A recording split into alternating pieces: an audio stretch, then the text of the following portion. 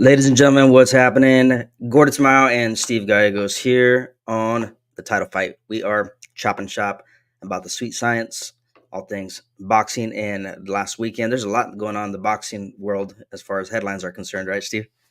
Yep, that's right.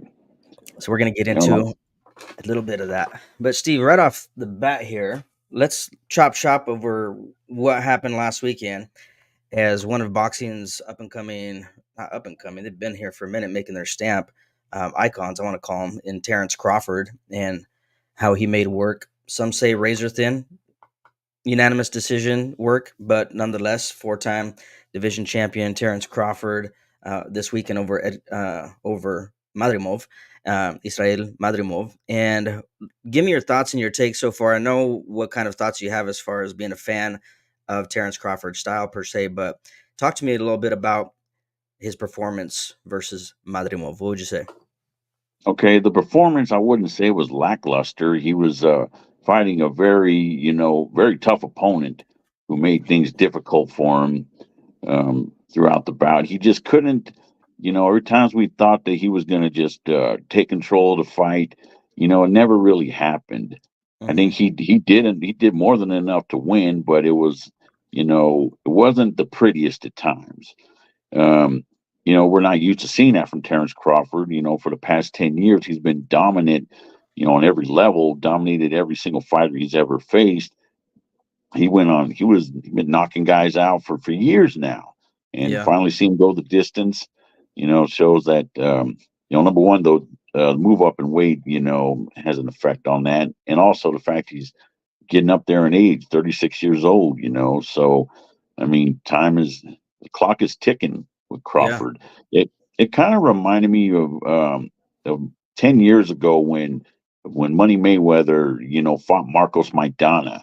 It was a Mm-hmm. similar situation where, Floyd um, didn't necessarily dominate the way he's used to, but he got the decision, did what he needed to do to win. And of Mm-hmm. course, a lot of criticism that came with that.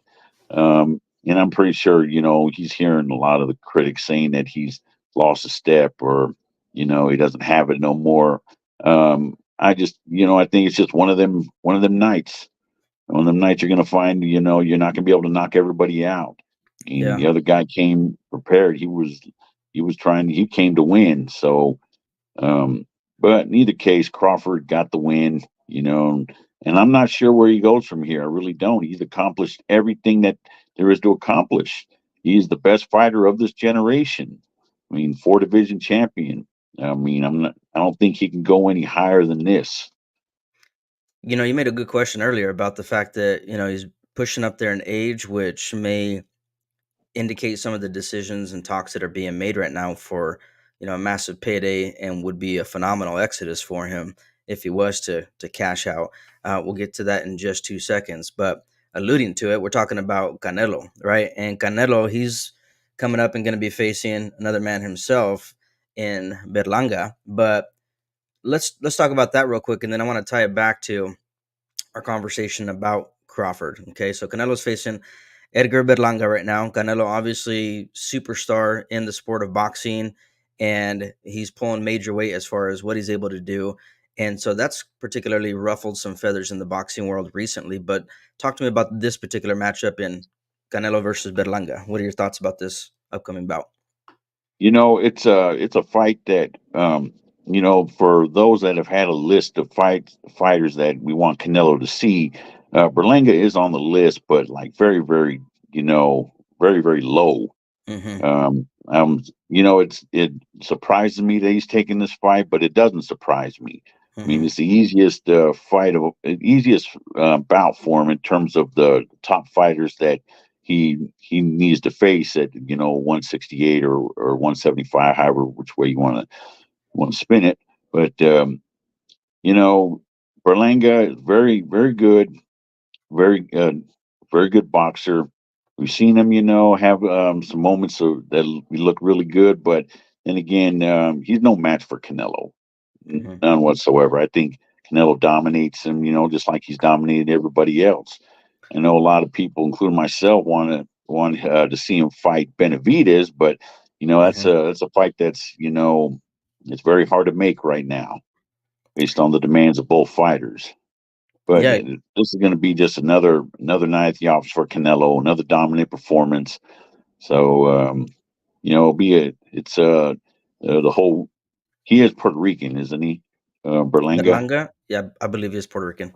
Yeah. Okay, so yeah, they're reigniting the whole Mexico Puerto Rico rivalry on Mexican Independence Day weekend. So it's going to be a big event, huge event. Mhm. Yeah, and speaking of him picking Berlanga to dance with here in this particular bout, I mean, he's been getting a lot of heat for that, and particularly from one particular name that circles around here, both in the boxing and the MMA world, in Turki Alalshikh, who has been trying to broker a Crawford Canelo bout for some time now. And he's kind of throwing shots, if you would, about Canelo picking this fight as well.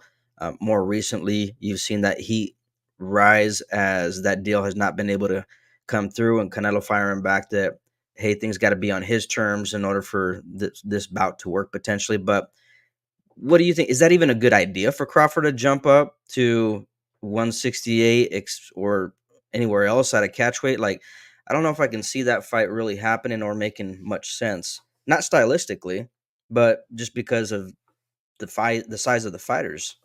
What do you think?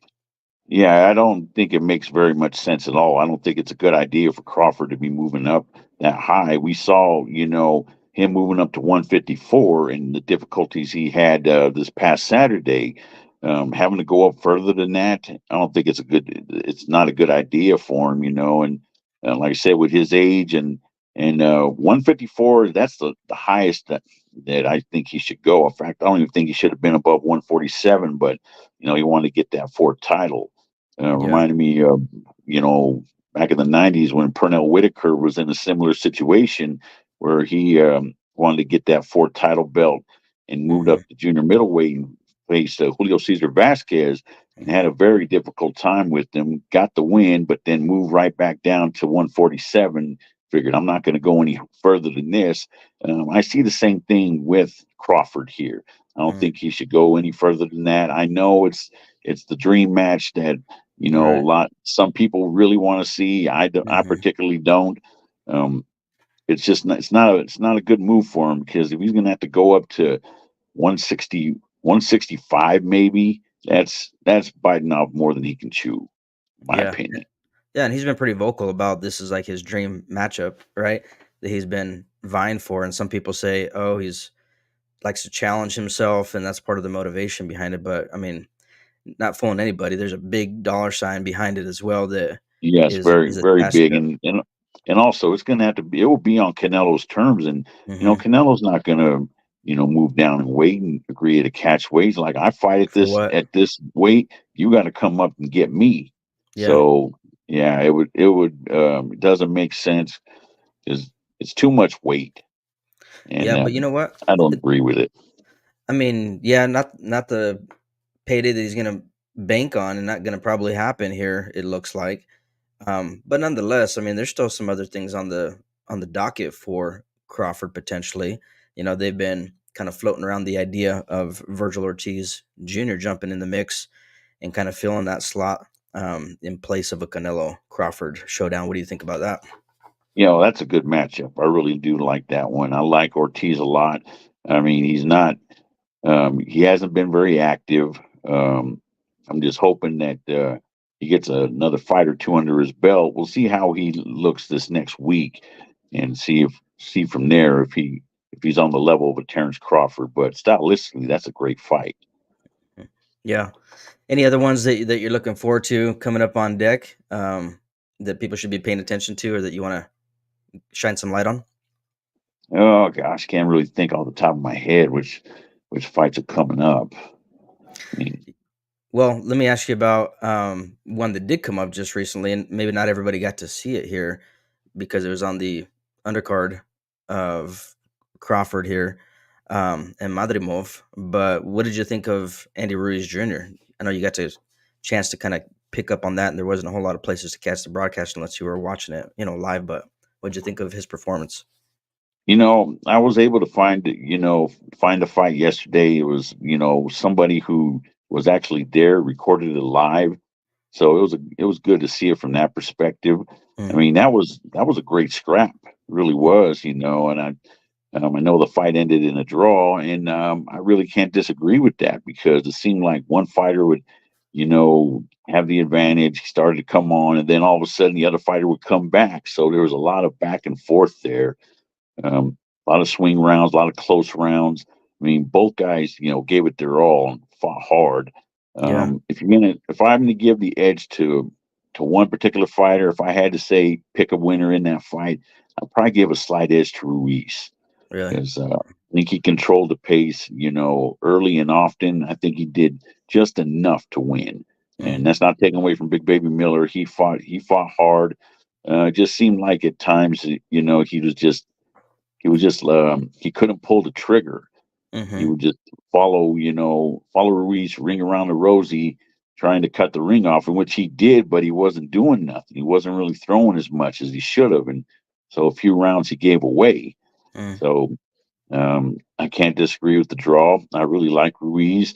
I mean, Ruiz has lived the dream that mm, all of us would have loved to have had, being, winning the heavyweight championship in the way that he did. mm-hmm, Um, I just, he hasn't been able to stay active. What, 4 fights in the last 5 years? I mean, he yeah. pretty much let his prime slip away from him. And he just So he's injured now himself third. in this bout. Yeah, he's 34 years old. Um, Time is ticking. I hope if he wants to get that big fight, I hope he gets it soon. Wish Andy the best. He's a really talented fighter, um, and like I said, time is ticking. Yeah. One thing that I guess we could leave off here with and cap it off. I want to get your thoughts here on how the upcoming bout with Canelo has kind of, I don't know if you want to call it clash per se with you know the upcoming UFC bout that's going to be taking place and how boxing politics always seem to be at play.